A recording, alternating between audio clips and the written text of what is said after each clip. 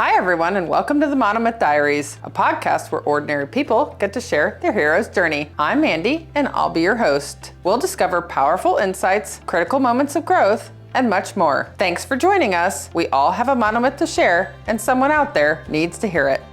Welcome back to the Monomyth Diaries. Thank you. In our last episode, we left off with talking about how you had just been released from your 16th incarceration. Do you mind sharing with us what those weeks after being released look like? Yeah.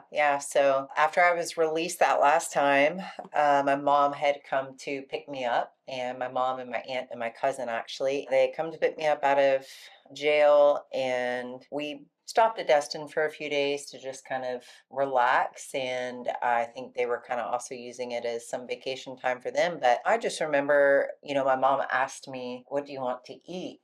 And the first thing that I wanted was pizza. And I don't remember this, but my mom remembers it very clearly and says that we went to a pizza joint, and I was so institutionalized that I had ordered my pizza, but I went and sat at a completely different table by myself. I didn't sit with them. I didn't have any interaction with them. I just really wanted to be alone, and that was really what the majority of my time looked like when I was incarcerated. I was alone most of the time. And then when we got to Oklahoma, I went to go live with my mom, and she said, "Okay, you need to go to rehab, you need to go to a program, you need to do counseling." And I was just way too prideful. I was stubborn. I told her, I said, "I've been locked up. I don't need it. I don't want it. Not gonna do it." And she said, "Well, how about we join the gym?" We had to join the gym, and I had to go to church. Those were the two stipulations. So I was like, okay, I'll do that. Were you pretty unhealthy at that point? Is that why she wanted you to join a gym? Or is it just something she was doing? I think it was something she was doing. She found helpful. I mean, I was unhealthy. You know what I mean? Like, I gained a lot of weight when I was in jail, and, eating all that processed food. And that makes me giggle because Donnell was on the show and he said the same thing. Yeah, for sure. You do. And I didn't work out when I was locked up. And so I was definitely unhealthy, but I think it was more of a thing that she was doing. And my first visit in the gym was on a Saturday morning. I was on the elliptical for about 10-15 minutes, sweating it out, feeling good. And I remember getting really dizzy. So I went to go sit down on a weight machine, and I ended up passing out. I hit my head on the machine next to me. I was knocked unconscious, and I remember just waking up to this lady standing over me. And I remember her saying, "Don't move your neck, don't move your neck." And I remember thinking, what radio station is this? That was a whole scene. There was probably a dozen people standing around me at this point. They put me on a stretcher. They rushed me in the emergency room. I had $4,000 in medical bills and staples put in my head, and I hadn't even been out of jail a week yet. Oh, that's a lot. It was. Most people would be like, "Oh, that gym thing's not for me." But I thought, man, I am really unhealthy and I need to do something about this. So that was in 2007. By 2009, I had a personal training certification, and by 2014, I started competing in bodybuilding shows. So you really got into this. Yes, 100%. And I think you told me that while you were bodybuilding, you also started studying to become a personal trainer. Is that right? I was actually training before I became a bodybuilder. So I had started after I was released that last time, probably a few months after I started working at IHOP. Made some really great money at IHOP. Plug for IHOP. They really helped me gain some footing in my journey. After working there for a while, I was able to hire a personal trainer, and I started working with her, and she just really encouraged me and said, "Hey, you know what? I think you'd be really good at this." And so I looked into getting my personal training certification, had somebody that supported me to be able to get it. I was going through NASM, National Academy of Sports Medicine. They had sent me this book in the mail, this big old thick NASM book. And I just remember randomly opening this book to the anatomy section, and I see this word, and I'm like, there's no way. There's no way I can do this. I am not smart enough for this. I can't pronounce that word. Nonetheless, know what it is, know the function. I can't do it. And I closed the book, and I remember just pushing it aside. And by this point, I had started going to church. I had recommitted my life to the Lord, and the Lord was really working on me in the sense of like, hey, come to me with your fears and your doubts and all that. And so every day I would pray, and I was journaling on a laptop. I wish I still had that laptop because it has so many prayers on there that I wish I could read today and see how many things God has brought to fruition since then. But I was journaling, I just remember praying every day through this journal and just asking God, like, help me to understand this. Help me to be able to apply what it is that I'm reading. And slowly but surely I would find myself studying more and more in this NASM book. I think I had like 9 months to take the test, but then I could file for one extension. So I filed for the extension, and it came time where I had to take the test. And so I went in and I took the test and I failed it. And the lady just really encouraged me, and she said, hey, you can retake this. Please come back. And so I went back 3 weeks later and I retook the test and I passed it. And I just remember, Mandy, like being in my car, crying like rivers of tears, holding the certification, like, God, not even 2 years ago I was homeless on the streets. Not even 2 years ago I was prostituting as a means of survival. I was in addiction, all these things. And here I hold this certificate that I get to help people on their journey to health and fitness. Like, it blew my mind. Yeah. Some of God's promises and miracles already. Yes. You're starting to feel those. Yes. So I started personal training in 2009, and in 2014 is when the bodybuilding journey began. Okay. And so I was at a gym in Oklahoma, and this trainer approached me and she said, hey, I see more in you than what I think you see in yourself. And I want to take you through my program for free. And this was a program that she charged her clients thousands of dollars to go through. So I went through it. And for 3 months, I had 2 cheat meals, which was on Thanksgiving and Christmas, and that was it. And when I saw what my body could do in those 3 months, it just motivated me to want more. Like, I want more. I want to do more of this. And so that's kind of how that journey into bodybuilding began. And I think you told me at some point you reached a place where bodybuilding naturally wasn't enough for you. Yeah, so the last time I was incarcerated, I remember this lady coming in and she was sharing her story with us, and it was a story of hope and redemption in her life. And I remember just listening to this lady, and I don't, honestly don't even remember what her story was. I just remember feeling hopeful by her story and feeling encouraged by it and thinking, if she can do it, I can do it. And when my bodybuilding journey began, I really felt like the Lord was speaking to me about going into prisons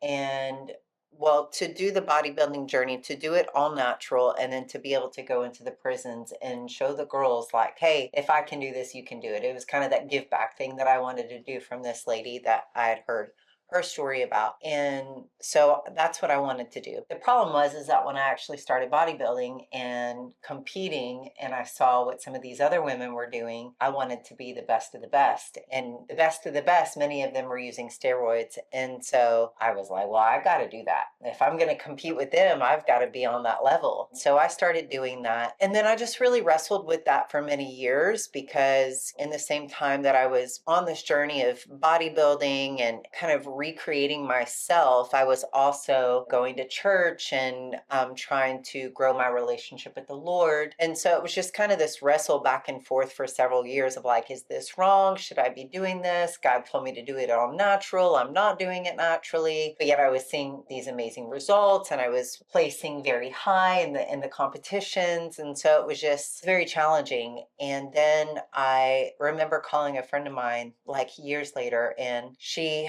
is a believer, and she was also in the bodybuilding industry. And so I just asked her, like, what is your opinion on Christian women using steroids in bodybuilding? And she said, well, let me ask you a question. When you see yourself naked, do you see yourself beautiful just as God had made you? It was just one of those things where she spoke to the depth of my soul in that moment. It was exactly what I needed to hear, because I couldn't see myself beautiful all natural. I thought I looked great when I was using steroids, but the minute I would try to taper off and then I'd start to see more fat. I'd get back on and I'd amp up the dosage. And it was just what I needed to hear. From there, I was like, well, no, actually, I don't, and I can't. So from there, I started to taper off and I got off steroids. And at the time, I was working in the supplement industry and working with nutrition, a very reputable company in the supplement industry, and doing really, really well for myself. And so when I started to taper off and stop doing that, that's when I really began to feel a shift. My shift from bodybuilding, my shift even in the supplement industry, like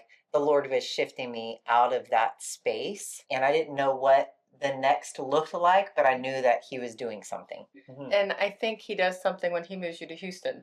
Yes. All right, let's talk about that, because you say you're working for a supplement industry, and that's how you end up in Houston. Correct. Yeah. Let's go back to that. Yeah. I was actually going to move to Waco, and then that didn't end up working out. And I was staying with some friends here in Houston. And while I was staying with them, the Lord just started opening up all these doors. I started having speaking engagements in the juvenile center and detention center, and I began mentoring. And then I was going to these big galas and, tux and gown galas. And I'm just like, how did I even get here? It was pretty incredible how God was moving in my life. And my friends, they knew that I was trying to get to Waco because Waco was center of my territory that I had. And so they're like, why would you move to Waco when God is obviously doing things for you here in Houston? And so I started looking for places in Houston, but everything was either in the hood or it was way over my budget. And I was having a hard time finding that in between place. And then I found this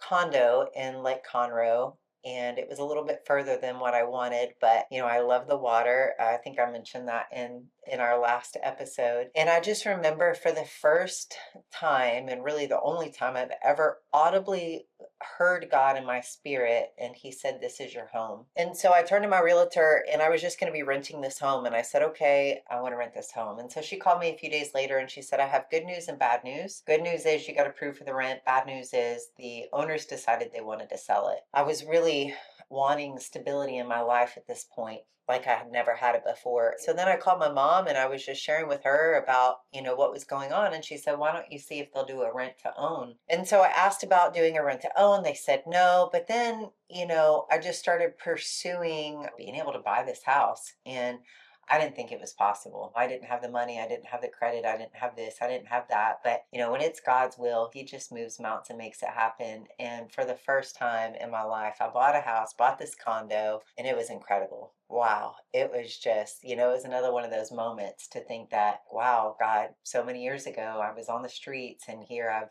bought my first home, and it's only through him that I've been able to do that. And so that was amazing. And so I just knew that God was calling me to Houston for a greater purpose, but still not really knowing what that was. And so I was still with the at the time. I was with them for several years, but then at one point I remember being on Instagram and just scrolling, and I saw an old pastor of mine from way long ago when I went to a Pentecostal church at one point of my journey to try to get out of my addiction. And I see this pastor, and I'm like, oh my gosh, there's no way that's him. And so I click on his profile and come to find out him and his wife are senior pastors here in Houston. And this was in Monroe, Louisiana, almost 20 years ago. So I'm like, wow, that's crazy. And so I message him on social media, and I'm like, I don't know if you remember me. And he said, yes, I remember you. I baptized you. So that was really neat how God aligned all that to happen. And then from that, I was given the opportunity to share my story. And it was just, a minute of the low light and the highlights of my testimony on Easter Sunday at the Berry Center, where over 20,000 people were live and, within the 4 services. So that was like, that was none of those wow moments. And so much fruit, has come from that opportunity. But one of the things that happened from that was this man walked up to me after one of the services, and he said, hey, I really think we should connect. And he'd given me his card, and he was with a ministry called Eyes on Me here in Houston. And so I went home and I looked online and I looked to see what this ministry was about. I ended up meeting with him that week. And about a month later, I stepped down from my position with and I went into full-time ministry with Eyes on Me. And that was an incredible experience. And I learned so much through that ministry. And then I was with them for about 2.5 years. And I feel like I'm really getting ahead of your questions. No, I love it. I was just going to back up a little bit. As part of Eyes on Me, you end up, I think, what you called backyard ministry? Is that what missionary, you called it? a backyard missionary. Yeah. Okay, tell us about that. Because Yeah. I find that absolutely fascinating. I didn't even know that existed. Yeah. So it's kind of this idea of like supporting missions across the border are great and they're needed. In other countries, it's definitely needed, but oftentimes we lack supporting our own backyard. There's so much need in our own backyard. And so that's kind of the heart behind Eyes on Me, is they want to place missionaries in inner cities of Houston. And so it's reaching the community through these backyard missionaries and community centers and stuff like that. So I was a missionary in Greens Point. It was really a great experience. I was the only white female in an all black apartment complex. And I just felt like that show Cheers. Do you remember Cheers? Yes. Where everybody knows your name. Like I remember one time coming home and, this one guy standing on his patio upstairs and he's like, "Hey, Miss Ty," and another guy is sipping his 40 around the corner and he looks over and he's like, "Hey, Miss Ty," and it was just, they knew why I was there. They loved me and I loved them, and just met them where they were at, and it's just really modeling the love of Jesus with them. It was a really neat experience. And then COVID happened, and I spent a lot of time in the prayer closet in the apartment in Greens Point. And at that point, I knew God was doing another shift in my life. It was either starting a prison ministry with the church or potentially going to Uganda on missions for 2 years as a missionary in Uganda. And so those were kind of the two things that I was praying about. And then God said it was time to launch Misfits Mission. And Misfits Mission was birthed actually in 2010. Well, I say it was birthed. He gave me the vision for Misfits in 2010 behind a train track while I was sitting waiting for a train to pass. And he just downloaded this word misfits. And I said, "Misfits, where are you going with this?" And he said, "You used to be a misfit, but now you're misfit." Oh, I love that. Very clever. And I'm like, "Oh, yeah." And I just knew that was from him, because I'm not that clever. So I was like, "Okay, what do you want with this Misfits?" And he said, "To empower and encourage women that are or have been incarcerated, how to live a healthier lifestyle, physically, spiritually, and mentally." Wow. And I was like, "Okay, let's go."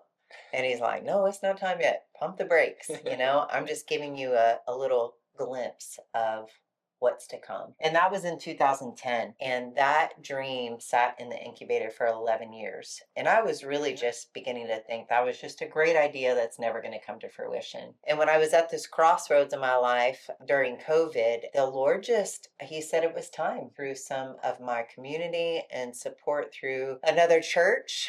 He said it was time to launch Misfits. And so we launched Misfits in 2021 under the umbrella of another ministry. And it started essentially as a mobile gym. So I was going into different women's homes all over Houston, rehab, sober living homes, transition homes. And I was taking these girls through workouts. And then after our workout, we would have an intentional time of discipleship. And I'd share stories with them. And we talk about, how does this story relate to our life? And what are some intentional goals that we can set in between now and next week when I see you guys again? And it was incredibly fruitful. Discipleship time was always my favorite time, because, we just gather around and just the stories that were being told and the transparency of the girls. It was just so rich, our time together. And I did that for about 1.5 years.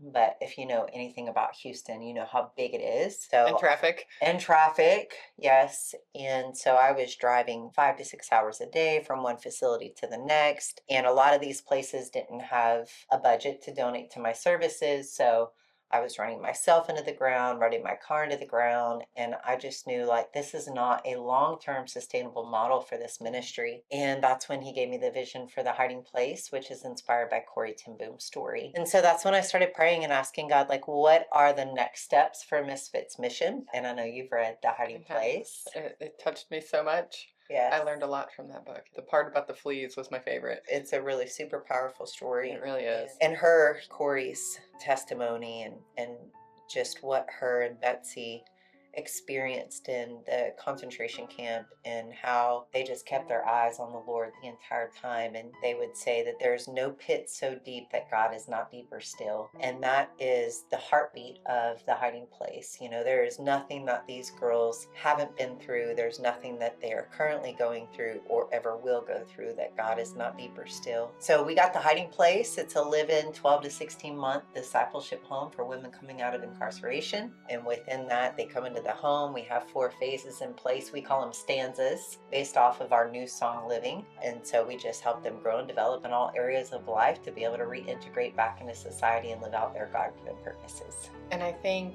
there were some pillars that they go through. Yeah, we have 5 pillars in place: health and fitness, life and job skills, inner healing, which includes the recovery, 12 steps, and counseling, creativities, which is like art, music, riding horses, those kind of things, and then spiritual growth, which is our personal relationship with the Lord. It's an amazing facility. It's really special. It is super special. Yeah.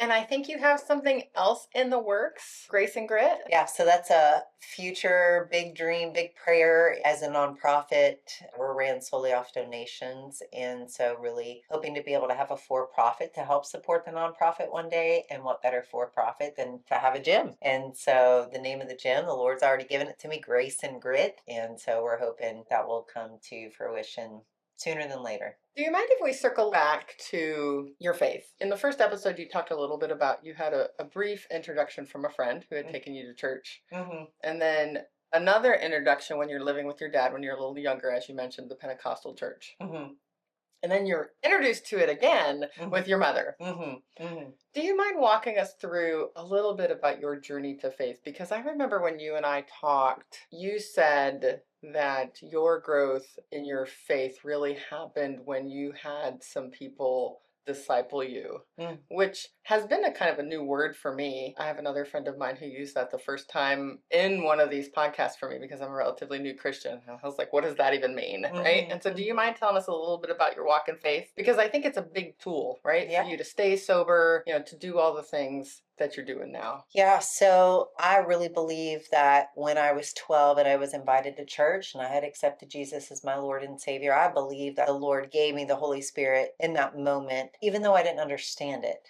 I didn't understand the decision I had made. There was nobody coming alongside of me saying, do you understand what you just did, the decision that you made? Can I mentor you? Can I disciple you? And so I would go back home, back to darkness, back to dysfunction, all the things. And I don't remember if I shared it in the last podcast, but it's just this idea of like eventually the darkness overpowered the light. I only saw a little bit of light for 2 hours once a week when I would go to church on Sunday. But I wholeheartedly know without a shadow of a doubt that that decision is what kept me alive when I was on the streets, because I had some very real near-death experiences. Thank you. Yes. And then in part of my addiction, as you had mentioned, I had gone to live with my dad and I was going to this Pentecostal church. And I, at the time, was thinking if I could just change my environment, that I would change. I wasn't willing to deal with anything internally. I just wanted to change the external things, thinking things would get better. Yeah, I always call them an external solution. Yeah. Or a geographical solution. I love that. Geographical solution, 100%, and it didn't work, Yeah, it never worked for me either. Yeah, it wasn't long before I ended up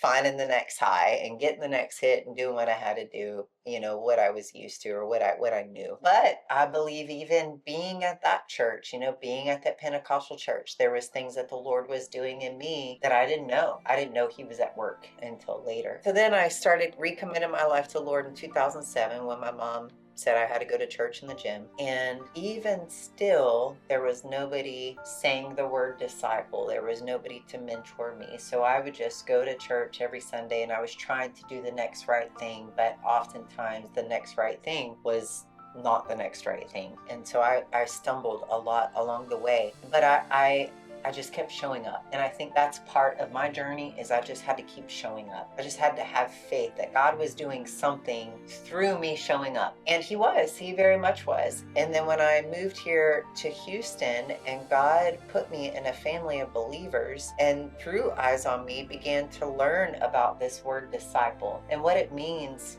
to be a disciple of Jesus and what it means to disciple others as part of the Great Commission. And so that's really where my faith has grown, is through that, is through my family believers here in Houston, and just walking it out with them, really, and then beginning to model it for myself and then be able to teach it to others. And now you're doing that. So faith has been a giant tool for you. What else have you done? For me, I have a lot of affiliation with 12-step programs. And I think you mentioned that you did that for a little while, but I think you've done some other things. Do you mind sharing some of the other tools that you've used to heal, to transform?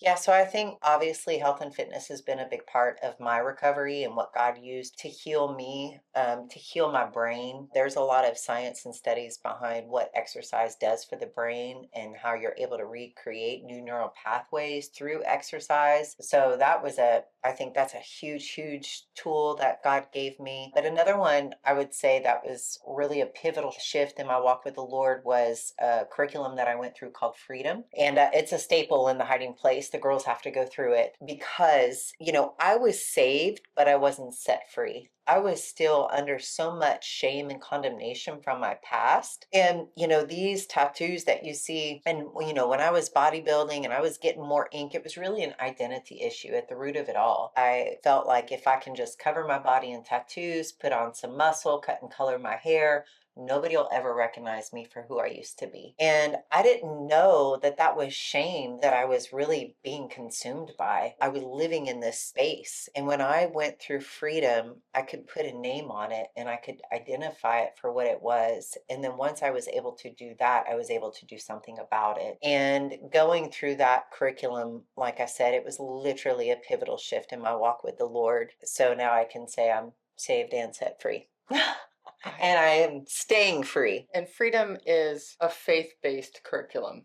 Correct. Is it something that you did as a class or on your own? How did that work? What did that look like? Yeah, it was through a church, through Hope City Church. But I know that there's other churches that offer either the same curriculum or something very similar. I mean, it's a very well-known curriculum. All right. Do you mind sharing with us about your mom, your relationship with your mom? When you were younger, that was challenging. And then she practiced tough love with you. And you all didn't have any communication for a long time. You mentioned that her heart softens and she comes to collect you after your last incarceration. And you're doing church and you're working out together. What is your relationship with your mom today like? It's good. It's good. Yeah. My mom still is in Oklahoma and she's retired. And so she's just living life and it's good. I'm very grateful for my mom. If it wasn't for her giving me that chance, I would have gone back to the streets and I wouldn't be here today. I would either be in prison or I would be dead. So very grateful for that opportunity that she gave me. Yeah, grateful for mom. Okay, well, how do you hope that your Monomyth is going to uplift others? I just want to be an encouragement and a light to others, especially to women that have or are going down the same path that I have been through. And I hope that they can hear the story of what God has done in my life and that they can glean hope for that for their own life. I think about how that woman, when you were incarcerated, shared her story and how much it changed her life. The power of sharing testimony can encourage others. That's right. Yeah. And you're doing the same thing she did. Yeah. Well, I mean, in Revelation, it says that we overcome by the power of the blood and the word of our testimony. So, I think there's a lot of power in sharing. I agree. Yeah. Which is what we're doing here on the Monomyth Diaries. That's right. Yes. So very thankful for this opportunity to be able to share. Thank you for creating Monomyth Diaries. Yeah, you're welcome. Well, we end every single episode with an attitude of gratitude. It's your opportunity to uplift anybody in your life who's been a hero, a mentor, people who have changed the trajectory of your life in some way. Who would you like to lift up today? Definitely would like to lift up my spiritual parents, Guy and Kelly Caskey. They have been transformative in teaching me what it means to be a disciple of Jesus and the importance of modeling that out for others, with love being the strategy of it all. So very grateful for them, grateful for my best friend Kristen that has walked alongside of me for the past, 5 years. We've been through a lot together. She's a very, very, very big part of my life. And then of course my husband and my family, my new family. My husband is super supportive of me and this ministry, and he's just been such a blessing. He's the backbone of my family and our family. So I'm very grateful for that. Anybody else? I mean, I could, but that would be like that'd be a whole nother podcast just talking about people that we're grateful for. Okay. Well, if people want to know more about Misfits Mission or the hiding place, how will they find your information? You can go to www.misfitsmission.org. There's all the information on there. There's also a contact us page on that. So definitely can learn more there. And we'll make sure that we drop all of that information in the show notes for you. That's great. Thank you. Again, I truly appreciate you coming back and doing this again. Yes. Yes. My pleasure. Thank you. You're welcome. As we close Tyler's journey, we've witnessed how a life once marked by pain and brokenness has been transformed into a mission of restoration and hope. Through Misfits Mission and the Hiding Place, Tyler is helping women write new chapters, stories of freedom, faith, and purpose. Her example reminds us that even the darkest seasons can give way to light. Thanks for joining us on the Monomyth Diaries. If this episode resonates with you or someone you know, we'd love for you to share it and spread the inspiration. Don't forget to follow us wherever you get your podcasts or on YouTube to stay connected. We'd appreciate if you could take a moment and rate and review the podcast. It helps us reach more people with stories of transformation and growth. You can visit us at monomythdiaries.com or text us directly from the show notes to reach out and keep the conversations going. Until next time, heroes, let's journey together through our monomyths.